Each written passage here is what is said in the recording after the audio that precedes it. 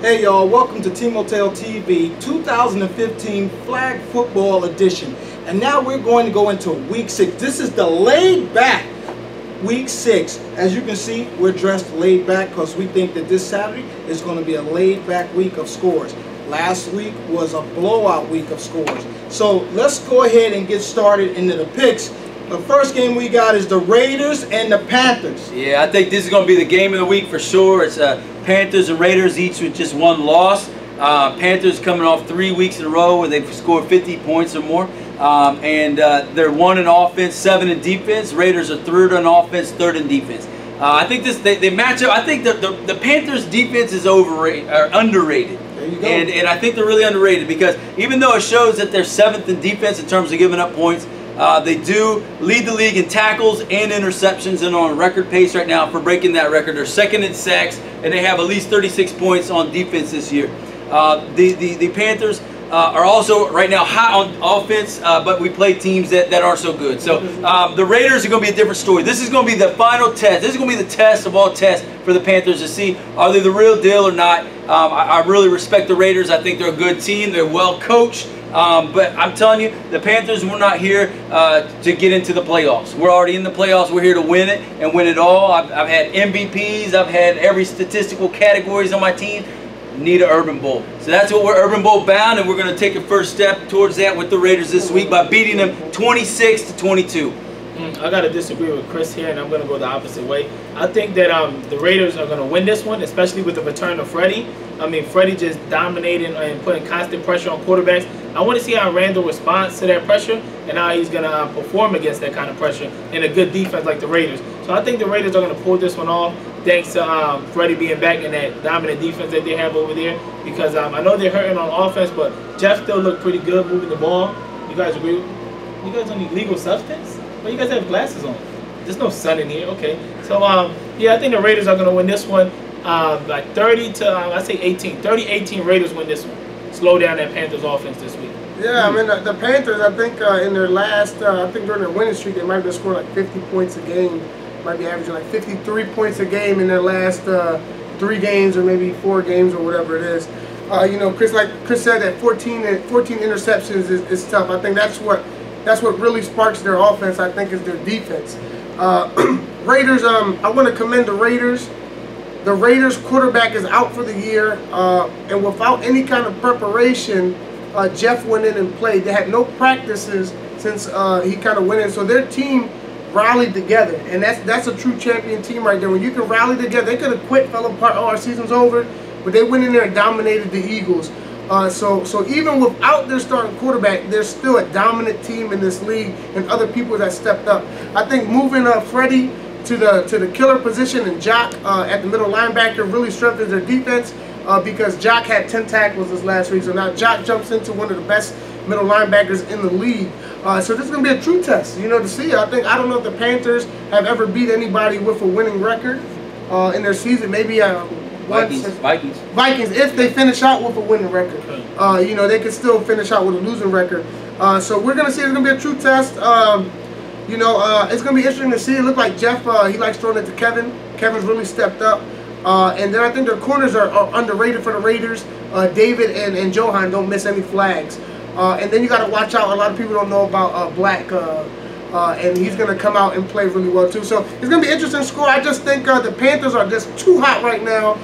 You know, with George, Josh, and Devon in the middle, they look unstoppable right now. But we'll see if the Raiders can end their momentum. I got the Panthers winning this one, 34-31.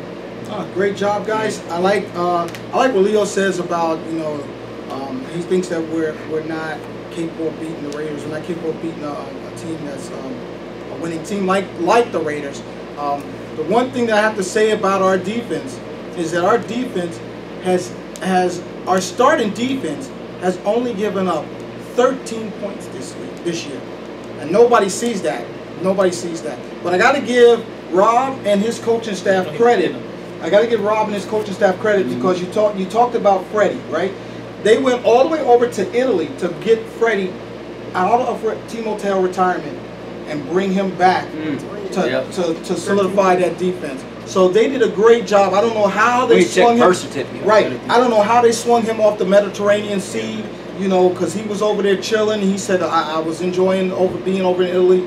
But, hey, let's go to the next game. Real quick, your team's giving up 128 points. 128 points. And you're saying only 13 points was on our starting defense. First week, the starters weren't there. On the starting defense. On our starting defense. You got pink eye. On our starting defense. Move on already. So we can move on to the next game, which is the Ravens and the Cardinals. And if Leo can just hold his composure and let everybody else pick, then we'll move on. Yeah, so this is a good matchup. I mean, this is a must-win, really, for both these teams. I mean, the Cardinals, with their loss last week, they're hanging by a thread. I mean, they got to win out to even have a chance to get in. The Ravens, they have a win already. They're 8th in offense, 9th in defense, whereas the Cards are 9th in offense, 11th in defense. I look at the Cardinals on tape, and I do not see a team that's 0-5.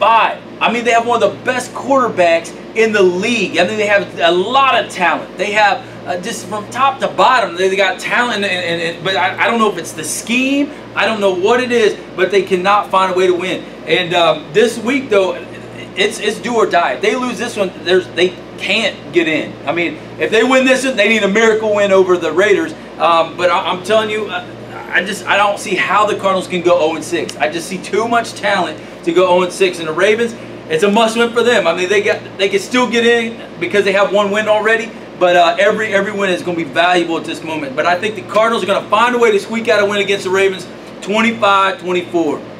Yeah, I think the Cardinals quarterback is phenomenal. Chris was saying he's a really good quarterback. I agree. I think the problem is the receivers. I mean, they're dropping a lot of passes. You guys can catch the ball. You guys can give Musa a hand. And I think Cornell will work on that on practice this week. Constantly, just catching the ball and before and after practice just to make sure that his receiver catches the ball. So I think the Cardinals are going to come out flying on offense with scoring 42 points while the Ravens only scored 28 points. And the Cardinals are going to win this one big. Give them some momentum to finish the season off. Yeah, I mean, the Cardinals, we know they got all the skills like Chris said. Dimitri actually came out this week, played really well with 6 catches. But they don't have no chemistry over there. There's something that's missing. And until they can figure that out, if they can't figure it out this week, then it's pretty much over. But if they can figure it out, then they still have a chance to make the playoffs.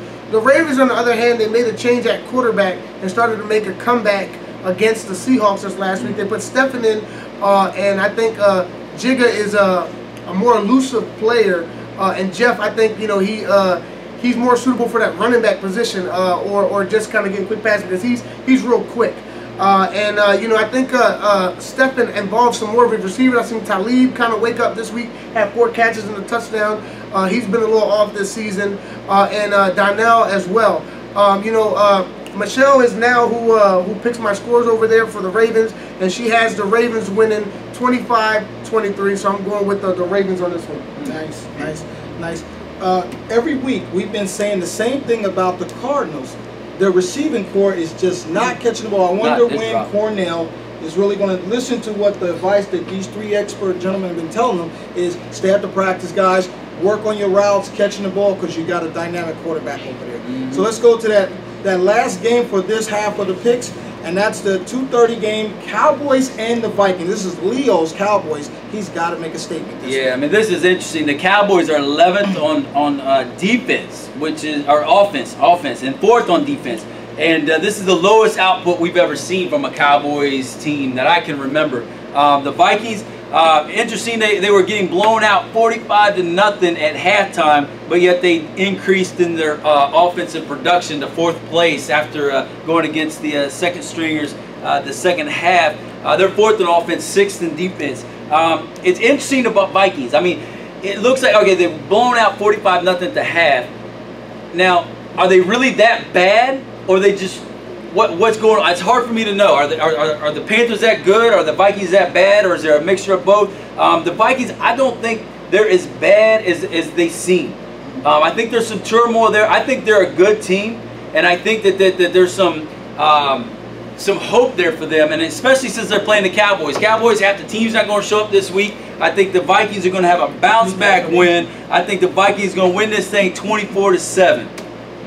Yeah, I don't think the Vikings are a bad team either, like Chris was saying. I just think Moses had a slow start and then a rough start on top of that. Davon constantly putting pressure on them just caused them to have a bad game. Moses had an off week.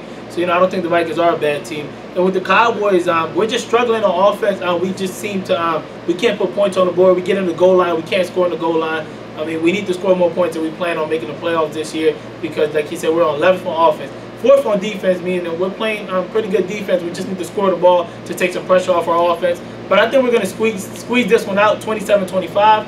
I think, we know how important this game is and how important it is to our franchise to make the playoffs. So I think this win right here can help solidify a spot just in the bottom seed of the playoffs. And I think we do that winning 27-25. And I don't know who's out there, but stop leaking information to Chris about my team.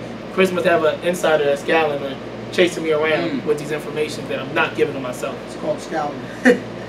Well, it's interesting to hear Leo say, we need to get some points or maybe we won't make the playoffs. That's interesting. You had very high hopes this year. But the Vikings, I think what happened to the Vikings was it's just the Panthers came with a perfect storm. Some of their players were suspended to start the game. My nose is a little sweaty. Some of their players were suspended to start the game. Moses started off cold, throwing interceptions, yeah, so they just kind of rallied. It just kind of was downhill from there. But the thing about the Vikings is they fought back. They still end up scoring 30-something points on that 128 points defense that they've given up so far this year. So they played. Maybe if they would have started like they started in the second half, it could have been another ball game with all their players. The Cowboys, it's not working. It's not working. It's not working on offense. Leo has to go back to who's in charge of offense over there? You, Mikey, Alex, who's in charge? Al's been in charge. Okay, yeah. Alex, you're gonna have to watch some Shane. Shane makes it real simple on how to kind of run offense. Nothing complicated on what we do in the Packers. Watch some film over there. You can see it's easier to score this. You have 5 seconds to throw the ball.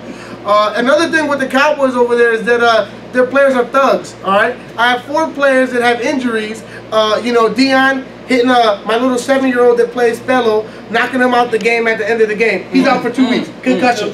Okay, accidental. Leroy. Incidental. Leroy running Matt over at the goal line, never even going for his flag. He was attempted to grab his flag. Your quarterback laying Matt out, who was defenseless. Again, he was defenseless. Our quarterback tripped and they ran into each other in the kids' incidental. Not accidental. And then you got Reggie nearly gripping up the referee. And telling Brian trained Nick well, and Brian had against all I know is after the game when we're shaking hands, I'm hearing from Leroy, not Leroy, from Amir. Amir says, "I will see you later." I don't know what that means. He told you that? That's what he told me. He told you that? Amir said, "I will see you later." You guys play Xbox at home? No, I don't got an Xbox, so I don't know what he's talking about. I've been watching my back. I'm a little nervous because Amir got that funny eye. So, so we're gonna have to see in this game, though. I'm gonna have to say, this is just not the Cowboys' year. Like that wasn't the Vikings game. This isn't the Cowboys' year. Leo's might be a little bit overrated as a coach, and I think if he can make the playoffs here, it will solidify his coaching regime. But he has talent over there. But I'm gonna go with the Vikings in this one, 31-12. I think they're gonna win it more. Wow. What you hit? I know you hit a nerve with Leo about his coaching abilities, but I received a call from Mike Couch. Asking me if I knew anyone who was looking for a job, because Leo might be out.